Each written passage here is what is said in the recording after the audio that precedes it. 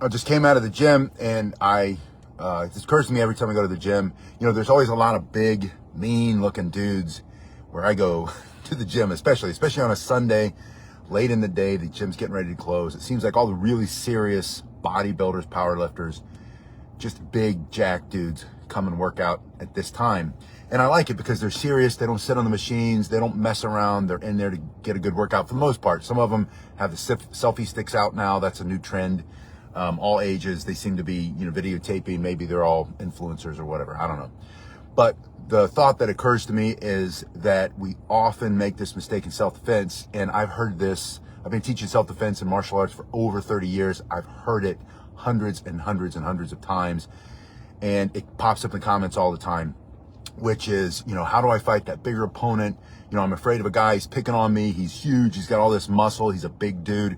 And that's not the person who's most dangerous in a fight. And I'm going to explain to you why. And this isn't just my opinion. This is experience. This is things that I've learned the hard way and have seen over the years. The bigger, stronger, more muscular somebody is, the more likely they don't know how to fight. And I'm just going to say it. And I don't know why. Maybe it's because their passion is bodybuilding. Bodybuilding is a specific sport and it's not the same as powerlifting. Powerlifting is very different. When I was young and I grew up, I used to go to this gym called Westside Barbell, which is now famous, I guess. And at the time, it was just powerlifters. And the reason I went to Westside Barbell was my wrestling coach went to Westside Barbell, and they all did Greco-Roman wrestling, and they were all big, powerful dudes, and they all did powerlifting. So powerlifting is a little bit different. We'll talk about that. But the point is, the biggest, strongest guy is not the one that you always have to be the most afraid of. They spend a lot of time working on the aesthetic, the look of their body by lifting weights. Now, they can put a do-rag on. They can get all the tattoos everywhere. They can start talking lower in their voice. Maybe they're taking some what they call gear, some testosterone, takes their voice lower sometimes. And they look mean. They look menacing. But for somebody who's experienced and skilled in self-defense or martial arts or fighting or sparring, they're not the most dangerous person. The more dangerous person is the quiet guy, the smaller guy. In my experience in fights, the toughest, meanest, nastiest fights I've ever been in have been in with people half of my size. And they hit extremely hard. They're extremely fast. They're wiry. They can take a punch. They often know how to fight because they've had to. And a lot of them have grown up learning how to be mentally tough.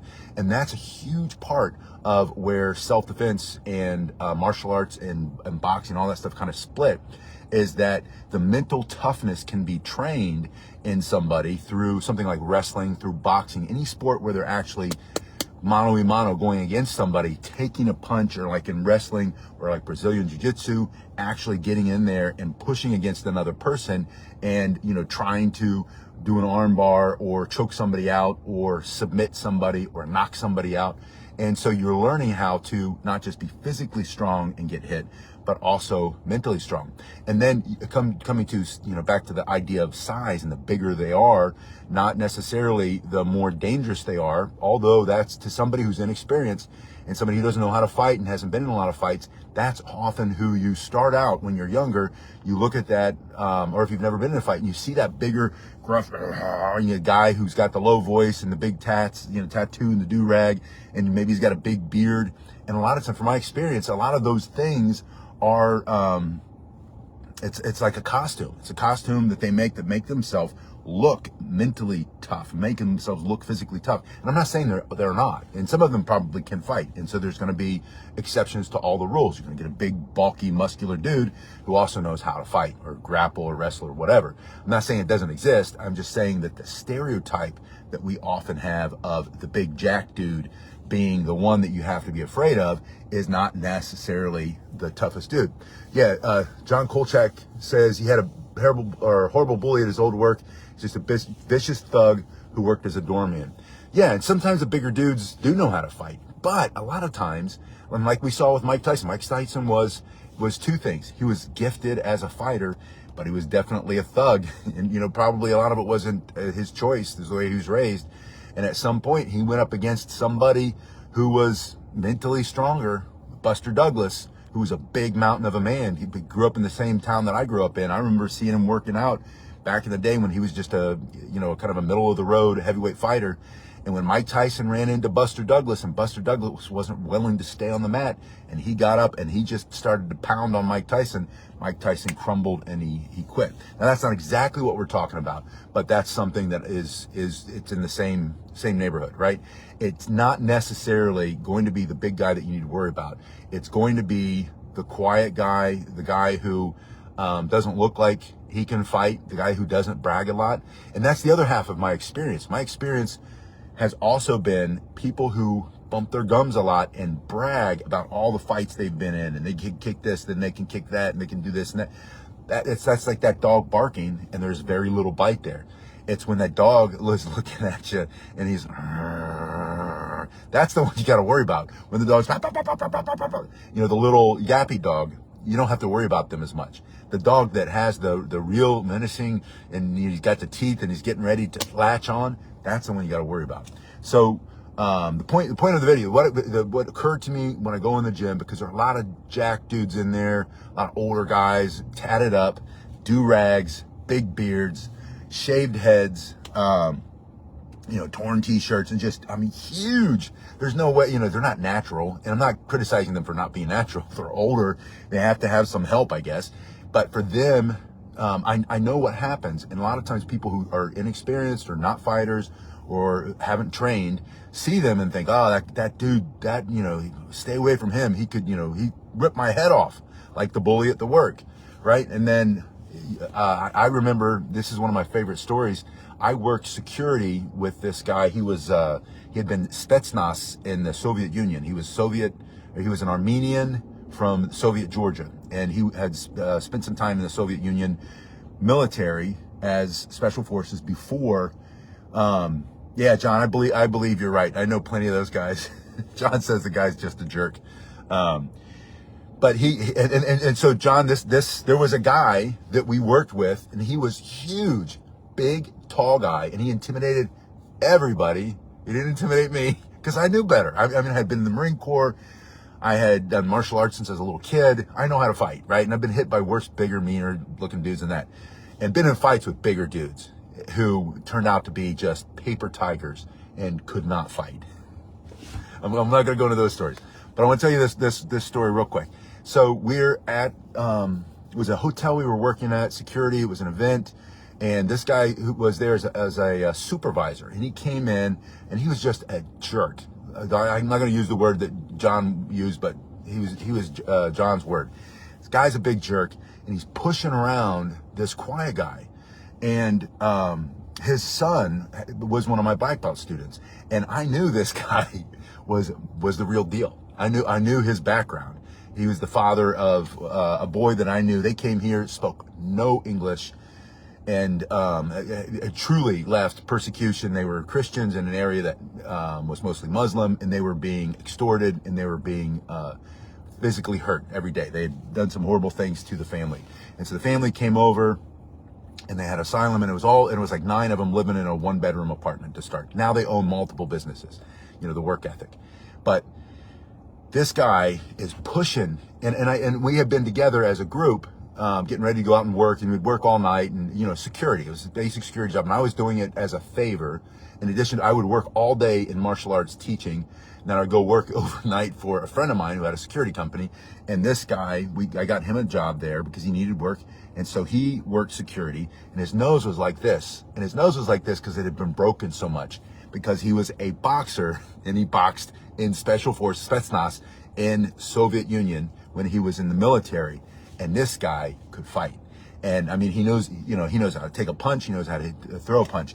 And he was easily 3 feet shorter than the big dude. And the big dude's pushing him. He's making fun of him. He's making fun of the way he talks. And he was just real quiet. And he would say to him, he was never intimidated. And he would look at him in the face and say, listen, leave me alone. I'm just here to work. I need to make money for my family. Leave me alone. And the guy wouldn't leave him alone. And one night, the guy went to put his hands on him, and it was just too much. He crossed the line. He put his hands on the smaller man, and the smaller man put his hands up, and he said, I'll tell you one more time, in very broken English, because he spoke very little English. do not touch me. And the guy put his hand on his chest and said, what the F? And he's getting ready to say, what are you going to do about it? And the shorter man's hand came to the top of his chest, and that elbow just broke his jaw, and the teeth were loose and came out, and the blood came out, and the guy went straight down like a sack of crap that he was. And I never saw him again. He never came back. And I don't know, he didn't die, but he obviously had to go to the hospital.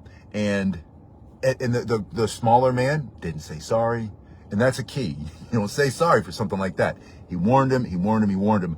But the point is, don't judge a book by its cover. Don't think the big, strong guy is the one you have to worry about.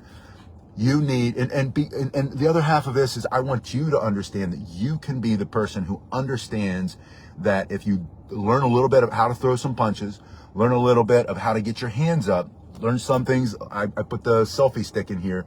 Learn how to use things like a palm load or fist load to increase the power of your punch, give you some other options to strike however you need to for self-defense. Then you can have some tools. You can take what you have naturally, and this becomes a force multiplier. But so does learning how to fight. Learn how to throw a couple punches and move. They could do a lateral step, take a step to the side. Learn how to turn your body and your head at the same time. Learn how to bob and weave a little bit. Learn how to slip a punch. Take a boxing class. And if you don't have a boxing class, one of my favorite instructors on, I think he's on YouTube and Facebook, his name's Tony Jeffries. He's a British guy. I think he's got Burn Box or something like that out in the LA. He's a boxing instructor. Someone like him, or Fran Sands, another Brit who's actually I think he's in Britain or Great Britain. And they have free online through the YouTube. Learn how to do some footwork, learn how to throw some punches, learn how to slip a punch, learn how to move and do some shadow fighting, and learn how to fight. And then you don't have to be so afraid when you see the big, it's almost like a costume. The muscles, and that's not why they do it. I'm not saying that's why they do it, because like I said, they could be a bodybuilder. They really like the aesthetics of looking a certain way. That's why they do it. But you don't have to be afraid when you see the big muscular dude or the bigger guy or the taller guy. I'm not going to tell the whole story, but I had a guy in the Marine Corps with me during boot camp who everybody was afraid of, but I could see that he had played football, I think at Notre Dame. He was a center. He was massive. He's a kid from Massachusetts, big dude. And if you're watching this, I apologize, because I tormented this kid and fought him all the time because he proved himself to be mentally very weak. And if you know timing, I grew up doing martial arts, so I know how to fight by the time I'm 18, 19 years old. And I've been in lots of fights, got 4 brothers, right? We were all in lots of fights. So my point is, you don't have to be afraid of the bigger guy. Learn how to defend yourself. If you want the Selfy-Stick, I recommend this as a self-defense tool you can carry with you most places you go. Throw it in your pocket, throw it in your bag. And then if you have to defend yourself, not a street fight, not going out looking for a fight, don't use this to try to hurt somebody. But if you had to and somebody won't leave you alone and you have something like this will break somebody's jaw for self-defense when you put it in your hand and you punch with it. So there are things that you can do. You don't have to be afraid of the bigger guy. If you're young and you you've always had that question, there's a guy picking on me at school, or there's a guy picking on me at work. Maybe you're not so young, you don't have to be afraid of them, right? A lot of them are just full of crap. And the louder the bark, usually the less powerful their bite. They're used to pushing people around. They're used to most people being afraid of them because of their size and because of the way they look. And and this includes like because I love my friends and stuff who are military and special forces. Doesn't mean they can't fight when they have the big beard and all the tattoos and they have the look. But a lot of times I watched my dad do it. My dad could fight very well, but he also had a lot of anxiety and fear, and had been in a lot of fights, and had a business and had a cash business and had been robbed many times. And he was always concerned about those things. And so he grew a beard to look scarier. He carried certain things to look scarier. And so that's a real thing. And a lot of times people do that and they don't even realize they're doing it. They get the big beard. Now, I don't know about the skinny jeans. I don't know what the skinny jeans does for them. But a lot of times these days, though, shaved head, big beard, tribal tattoos, and skinny jeans. But, it's a look or whatever. And that means I'm not saying they can't fight. I'm not challenging anybody, but if you ask some people will say, it's the clean cut guys that you got to worry about. The ones who are clean shaven, they're the ones that, are most scary. Sometimes it's the dude with the big beard. So, like I said, exceptions to every rule, and trends change and styles change and all that.